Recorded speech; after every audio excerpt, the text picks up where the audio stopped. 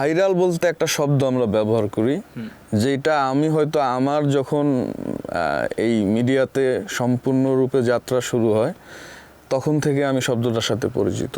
আচ্ছা, তো এই ভাইরাল শব্দের আড়ালে আমাকে মুছে ফেলার চেষ্টা হচ্ছে। আমি মনে করছি এটাই ভাইরাল আর গানের জনপ্রিয়তা দুই জিনিস। ভাইরাল সবসময় সমালোচিত টপিকের উপরে হয়, আমি মনে করি, এটা আমার বিশ্বাস। তো আর গান সুপারহিট হওয়া, গানের জনপ্রিয়তা পাওয়া, এটা ভাইরাল না।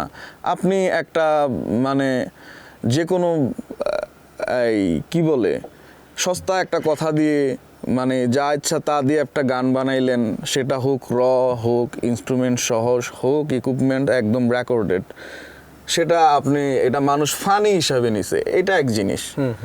হয়তো আপনি কোনো সমালোচনায় গিয়ে দুটো কথা বলছেন, সেটা একটা মিউজিকের সাথে অ্যাড করে একটা গান হয়ে গেছে, সেটা এক জিনিস।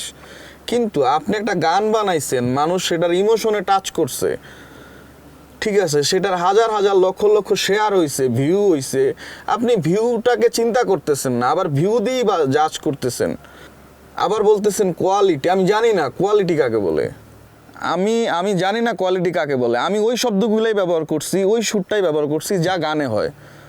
আমার 1000টা গান আছে, আপনি 1000টা গান শুনেন নাই, আপনি হয়তো এমন একটা গান শুনছেন যেই গানটা আমার অবুঝের বয়সে আমি করছি।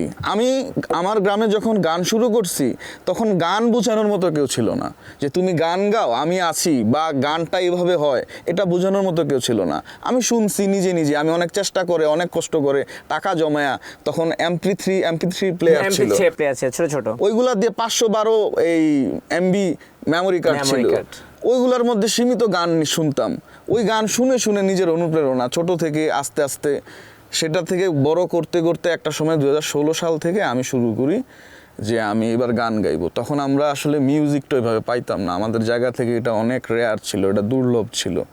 আমরা চেষ্টা করছি কিভাবে, তখন ইউটিউবে কপিরাইট ফ্রি মিউজিক পাওয়া যেত, তো ওই মিউজিক ব্যবহার করে ওই মিউজিকের উপর আমরা সুর এবং কথা যোগ করে দেন একটা গান তৈরি করছি। এইভাবে দুই একটা করছি গান। তখন আমরা একসাথে রেকর্ড করার জন্য আমরা পয়সা জমাইতে পারি নাই, ঠিক আছে, পরিবার যা পয়সা দিত সীমিত, এখান থেকে বাঁচায়া, টিফিন খরচ বাঁচায়া, এখান থেকে এভাবে বাঁচায়া অল্প কিছু টাকা জমায় ঢাকায় আসতাম।